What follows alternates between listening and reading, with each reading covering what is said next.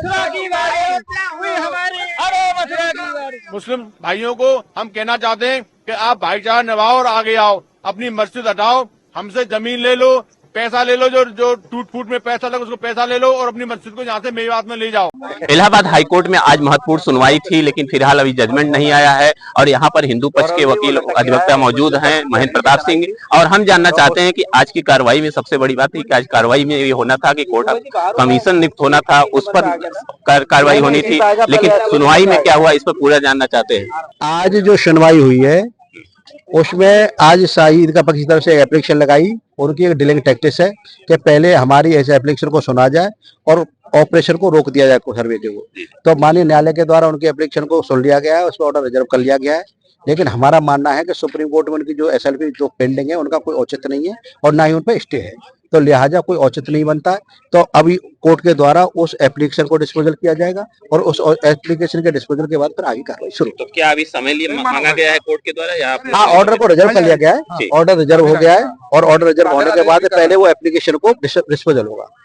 जो एप्लीकेशन मैं मानता हूँ वो एप्लीकेशन आधारहीन है, उसका कोई औचित्य नहीं बना, तो वो एप्लीकेशन मैं समझता हूं कि उसको कोई वेट होगा, वो नेस्ट होगी और कोर्ट कमीशन की कार्रवाई तो आगे बढ़नी पड़ेगी, उसको कोई डाउट। आज का आदेश रिजर्व कर लिया गया है, माननीय न्यायालय के द्वारा कोई इस तरह की बात नहीं कही गई है और माननीय न्यायालय द्वारा सिर्फ ये कहा गया है कि आप आदेश देख लें, ऑर्डर रिजर्व है, तो आगे देखिए क्या होता है। तो 9 तारीख से पहले उसका ऑर्डर आ जाना चाहिए क्योंकि सुप्रीम कोर्ट में 9 तारीख है। मुस्लिम पक्ष ने जो सर्वे है उस पे आपत्ति दर्ज कराते हुए उन्होंने सुप्रीम कोर्ट के अंदर एसएलपी दायर की है, जिसका उन्होंने डायरी नंबर का उल्लेख किया और उस चीज के लिए उन्होंने ये समय मांगा कि जब तक वहां पे फैसला नहीं हो जाता तो यहाँ पे कोर्ट में कोई भी सुनवाई ना हो।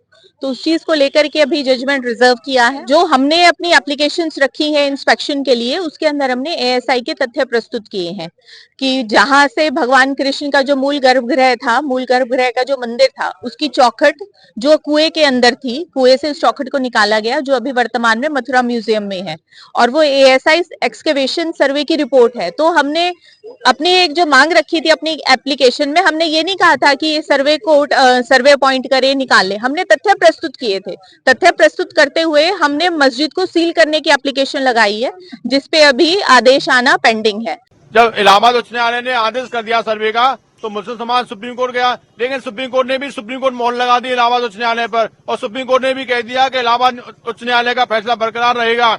अब मुस्लिम समाज कहीं ऊपर नहीं जा सकता। अब हमारे पक्ष में फैसला आने वाला है क्योंकि प्राचीन शाखें हैं वो इस मस्जिद के नीचे दबे हुए हैं। हम तो मुस्लिम भाइयों से भी कहना चाहते हैं कि अपने मुगल शासक की भूल के निशान, पाप की निशानी को यहाँ से हटा लें या अपनी भूल सुधार लें, क्योंकि उनके मुगल शासक ने यहाँ अवैध कब्जा किया था। अब मुस्लिम भाइयों को हम कहना चाहते हैं कि आप भाईचारा निभाओ और आगे आओ, अपनी मस्जिद हटाओ, हमसे जमीन ले लो, पैसा ले लो, जो टूट फूट में पैसा लगा उसको पैसा ले लो और अपनी मस्जिद को यहाँ से मेवात में ले जाओ। मेवात ले जाने की बात है। मेवात में इसलिए कह रहे हैं यहाँ कृष्ण भक्तों की संख्या ज्यादा है, वहाँ मुस्लिम भाइयों की संख्या ज्यादा है। अपने भाइयों में जाके नमाज पढ़े, यहाँ जरूरत क्या है उनकी?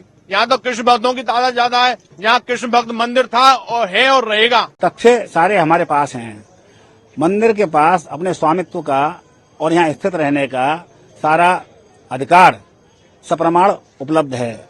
इसके विपरीत जो विपक्षी हैं, यानी मुख्य रूप से जो ईदगाह कमेटी है, जो वहाँ पर अनधिकृत रूप से काबिज है, वो पिछले 3 वर्ष में स्थानीय न्यायालय में एक भी साक्ष्य प्राइमरी रूप से भी न प्रस्तुत कर पाया है न दे पाया है, सिवाय इसके कि यह बात पोषणीय नहीं है। इस पर बहस करने के लिए वो आमादा है कि ये सरसरी तौर पर ही सारे मुकदमे खत्म हो जाएं और इस बात को सुना ही न जाए।